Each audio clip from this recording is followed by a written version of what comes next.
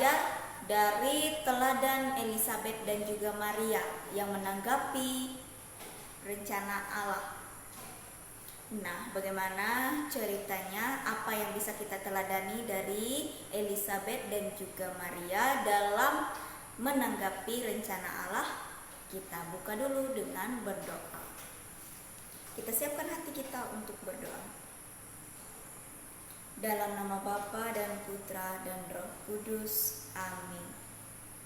Tuhan Yesus yang baik, terima kasih atas berkat dan rahmat-Mu hari ini, sehingga kami masih diberi nafas kehidupan dan juga kesehatan. Biarlah Engkau membimbing dan menyertai kami selama belajar ini, sehingga kami dapat mengerti dengan baik dan dapat meneladani teladan Elisabet dan Maria dalam kehidupan iman kami. Sebab Engkaulah Tuhan kami kini dan sepanjang masa. Amin. Dalam nama Bapa dan Putra dan Roh Kudus. Amin. Oke, sekarang buka kitab sucinya.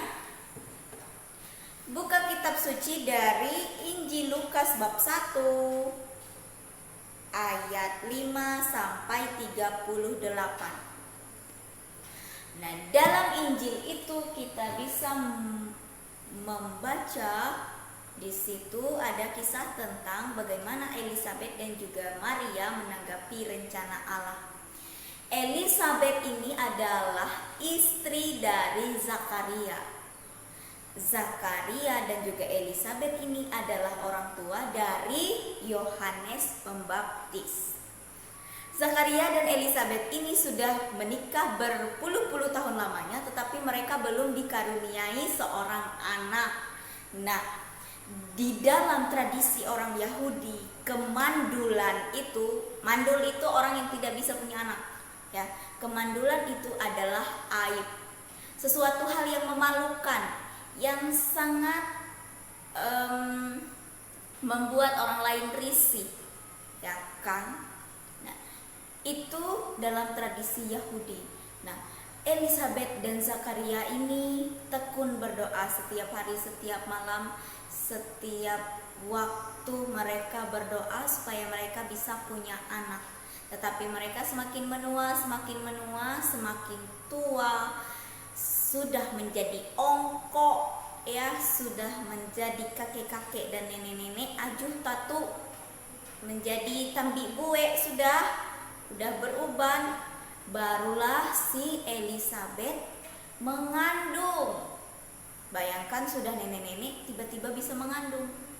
Nah, secara manusiawi pasti orang tidak percaya, pasti hal itu sangat amat mustahil.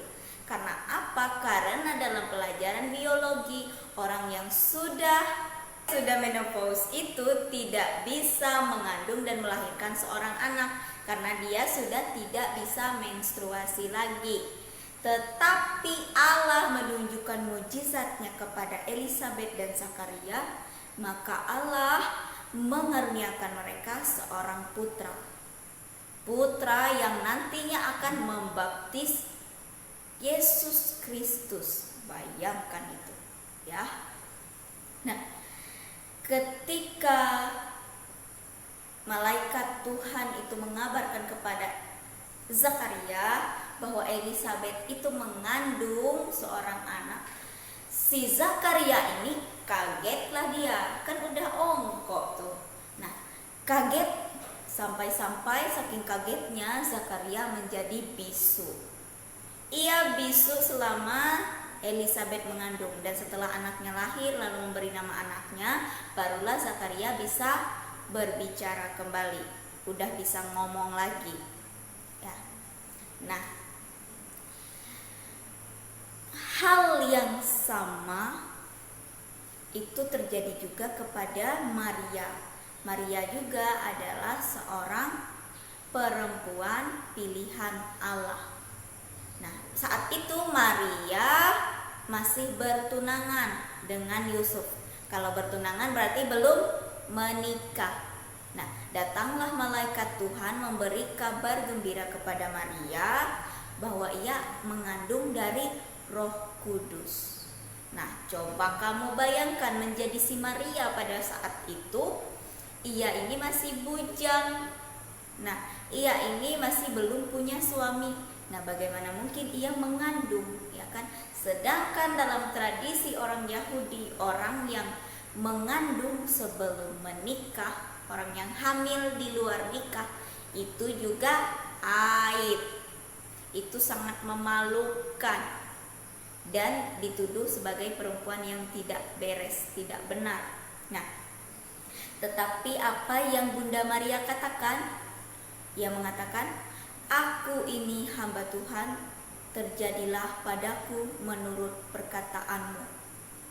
Artinya apa? Bunda Maria menyerahkan dirinya seutuhnya supaya Allah memakainya untuk kemuliaannya.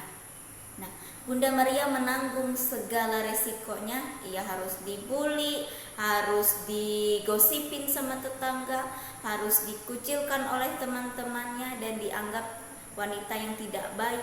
Tetapi ia menanggungnya karena ia tahu bahwa itu adalah rencana dan kehendak Allah.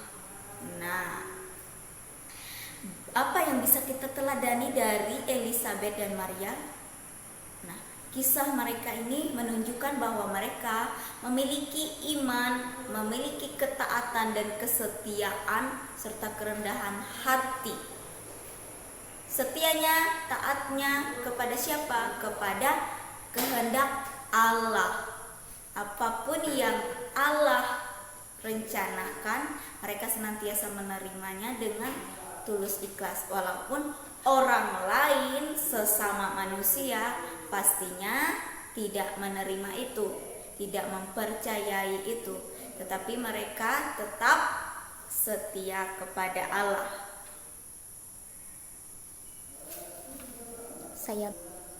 Jadi kita sebagai orang yang beriman, kita sebagai orang yang sudah mengakui diri sebagai pengikut Kristus juga harus setia, harus taat, dan juga tetap rendah hati untuk melaksanakan rencana Allah dalam kehidupan kita.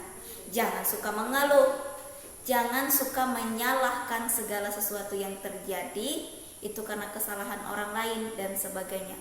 Tetapi kita harus terus berserah diri kepada Tuhan. Hal kecil apa saja yang bisa kita lakukan bahwa menunjukkan kita bahwa kita setia dan taat kepada Tuhan? Kita rajin berdoa, kita selalu berbuat kebaikan. Ya, walaupun semua orang punya sisi baik dan sisi buruk, tetapi kita berusaha menjadi lebih baik dari hari ke hari, ya.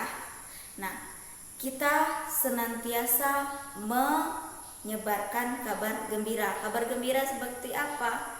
Ya, menyenangkan hati orang-orang di sekitar kita, membahagiakan kedua orang tua kita, menjadi teman yang menyenangkan. Nah, itulah hal-hal kecil yang bisa kita lakukan dalam kehidupan kita, yang menunjukkan bahwa kita adalah orang yang beriman, orang yang taat dan setia kepada rencana Allah. Sekarang tugasnya adalah Ibu mau kalian mengcover sebuah lagu Ani Mujizat Itu Nyata dengan alat musik apa saja, dengan gaya yang seperti apa, terserah. Nanti videonya akan dikumpulkan menjadi satu dan akan Ibu upload. Jadi buatlah dengan benar, dengan semaksimal mungkin. Oke? Mengerti tugasnya? Hari ini tidak ada tugas menulis, hanya tugas membuat video, mengcover atau menyanyikan sebuah lagu rohani yang judulnya Mujizat Itu Nyata. Oke?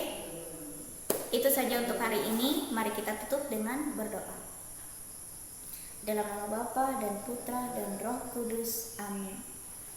Tuhan Yesus yang baik, terima kasih atas berkat dan penyertaan-Mu dalam kehidupan kami. Ajarlah kami untuk selalu taat, setia, dan rendah hati untuk melakukan rencana-Mu.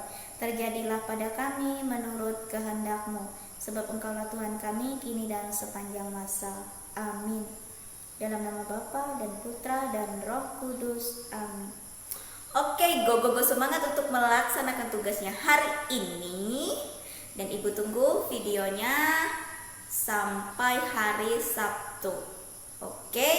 Dan juga jangan lupa selalu berdoa dan bersyukur. selalu jaga kesehatan, dan Tuhan Yesus memberkati. Bye-bye.